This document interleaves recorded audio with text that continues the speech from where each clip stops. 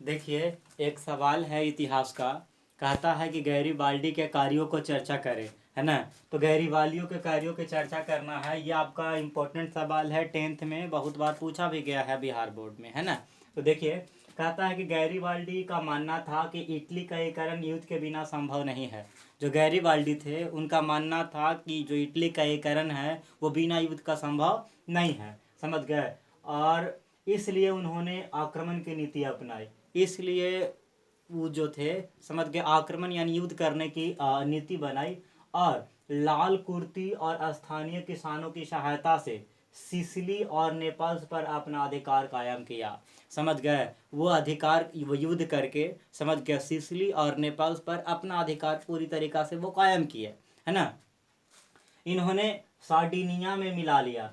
इन्हें जो ये दो था, सिसिली और नेपल्स को इसने सार्डिनिया में मिला लिया, है ना। और गैरिबाल्डी पोप पर भी आक्रमण करना चाहता था, समझ गया। गैरिबाल्डी जो थे, समझ गया, वो पोप पर भी आक्रमण करना चाहते थे, है ना। परंतु काउंट काबूर ने इसकी अनुमति नहीं दी। पोप पर आक्रमण करना चाहते थे। इसके साथ ही यहाँ पास जो कौन थे, काउंट काबूर थे। काउंट काबूर इनका वो अनुमति नहीं दिए, जिससे वो आक्रमण नहीं कर पाए।